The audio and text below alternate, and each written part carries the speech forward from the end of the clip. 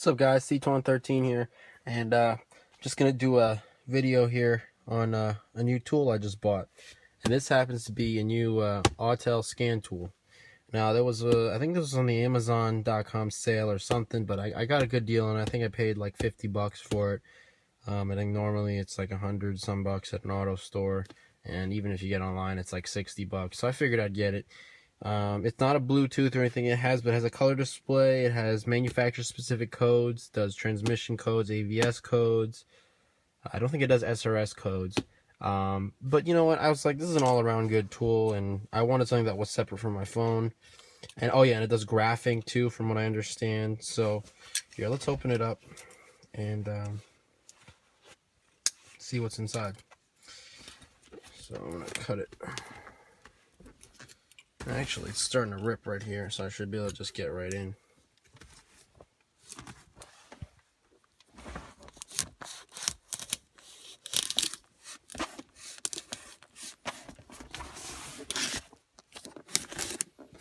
Alright. Cut off the side here. Don't know why they decided to, because this was already inside a box. It didn't come like this, so I don't know why they had to wrap this additionally, but they did. So hold on.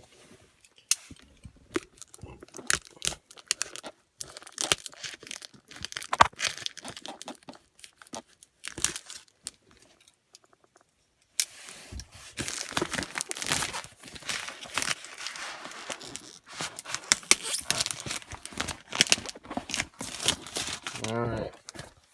Again, guys, I apologize for not having a tripod.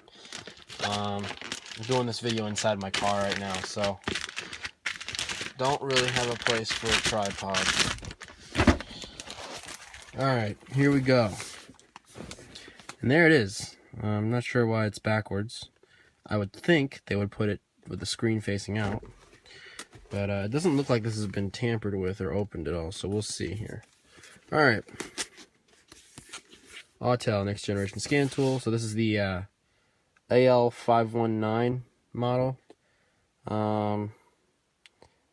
So it's got live data, obviously it graphs data. It's got tips too for possible solutions for depending on the code. I don't think it has all of them, but it's also updatable. Has a USB port for updates. So let's go ahead and get into this. Also the box has a handle, I guess. Let's see if we can get this.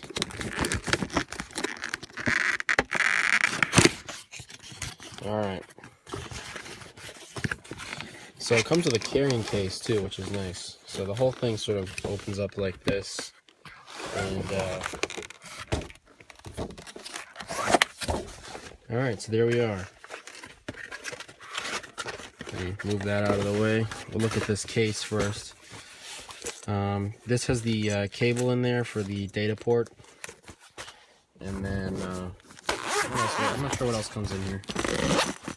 Yeah, the cable's in here. And then here's the manual and your CD, and then that's it. So why don't we take a look at the tool?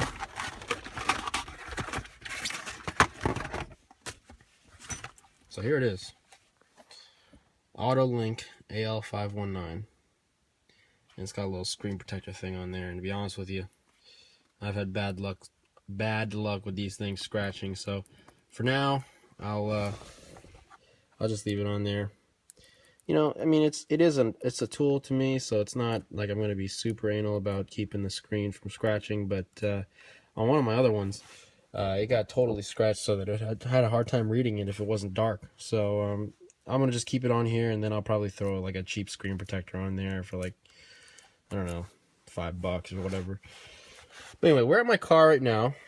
So I'm thinking we should test this thing out. Let me get this cable out of here. Oh, and it comes with the USB cable as well. It's just mini USBs. Yeah, just mini USBs. So nothing really special there. Alright. You go ahead and hook this end, and it's got a screw-in end for the and it goes into the tool. So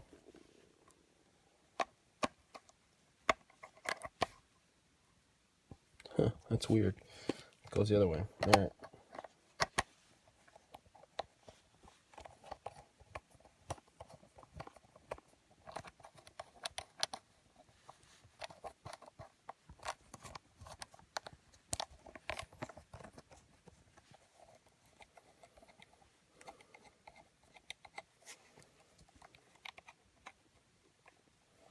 Yeah, it's kind of hard to get these screwed in, but you don't really need to get them super tight. It's just to hold it in. All right. Now, let me undo the twist tie here. And I'll go ahead and plug it into my OBD2 port, and we'll start the engine. Because I want to see that live data and see if it does graphing, O2 sensor graphing. All right. Auto link. So it does, let's see, does a ready test, OBD2, EOBD.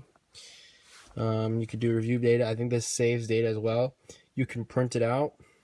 But we'll go into setup first just to see, because I feel like a lot of times, so I see videos and they don't talk about this. So within the settings, you can change the language.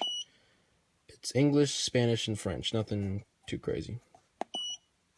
Unit of measure, you can do metric or English. I'm gonna do English because I'm in the US. I can turn the beep off, which is beautiful because it gets really annoying. That's just me. Some people do like the sound feedback there though, and I can understand that if you're not really looking at the tool. You know, you work in a shop and it's really loud in there, you want to be able to know you're actually moving, so I understand that, but I never have any loud, I'm not in a loud environment when I'm working on my car, so it just gets annoying. All right, I think that's it. I don't think there's any screen settings. You can't change the backlight. Status beep set. I'll leave that, I'll turn that on so that if there's a change in status, so like if it loses the connection or if it's successfully read codes or whatever. And then update mode is a mode where you can set it to update, and tool self-test is just what it sounds like.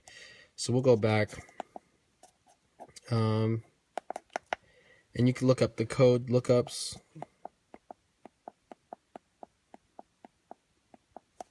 Let's see, there you go.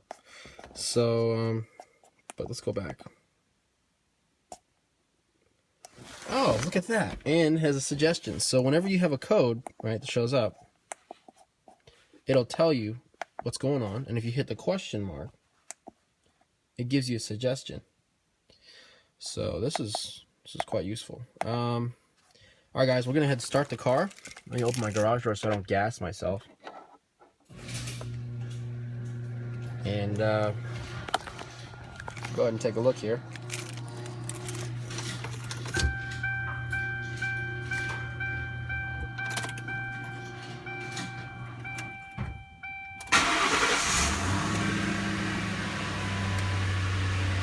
And I'll close the door so it's not that loud. Alright, so why don't we go to OBD2. So it's going to scan now.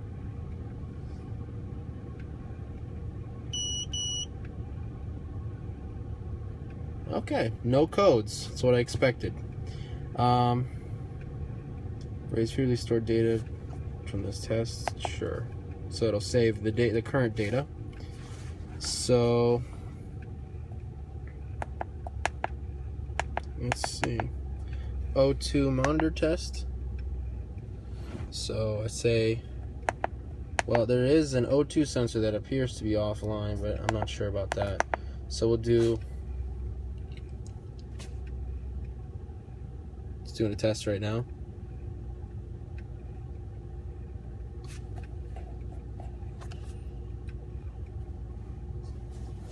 Please wait. Huh. Yeah, I think my car doesn't support that, to be honest with you. Why don't we look at live data?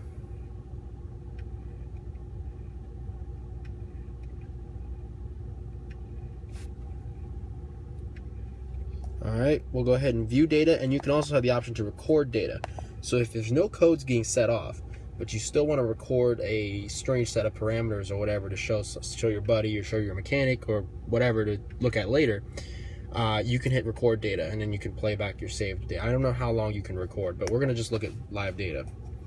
Let's see, unit of measure. Let's go back. Yeah. So, oh, you can change the unit of measure within there too, which is pretty cool. So, we'll look at complete data set. All right. So, here we go. So I can look at long-term and short-term fuel trim. So, you know, the engine's cold right now, so it's probably why it's a little bit negative. I'll go ahead and look at my fuel pressure. I've been dealing with a fuel issue, actually. No codes have been set off, but I got gasoline showing up in my oil, and this car is low mileage, so it can't really be a compression issue. It's not a compression issue. I got less than 50,000 miles on this car. So it's probably like either a regulator issue or an injector issue. So if I look, and I'm gonna go look at fuel pressures and see what I got. Keep going down. There we go. Yeah, see, that's not a problem. So it's not like, so it doesn't appear to be, for me anyway, a regulator issue, because if it was, I'd be noticing very high pressures on this end, and that's pretty normal operating pressure. Now here's what we're going to do. We're going to test for a leaky injector, at least when shut off. Now there could still be an injector that's leaking while it's running, and that's also what's causing the bad mileage and the excess fuel and the gas and the oil.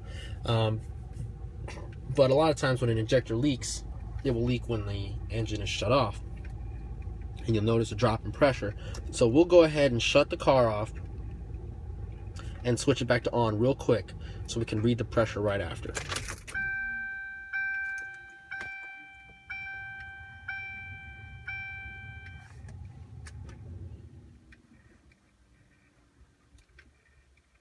Now, I'm not noticing a real drop in pressure, so, although it is going down.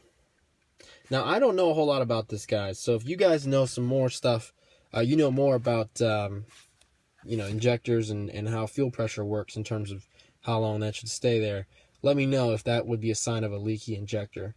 Yeah, I'm not sure. So, anyway, guys, this has been an unboxing and first look at the Autel AL519.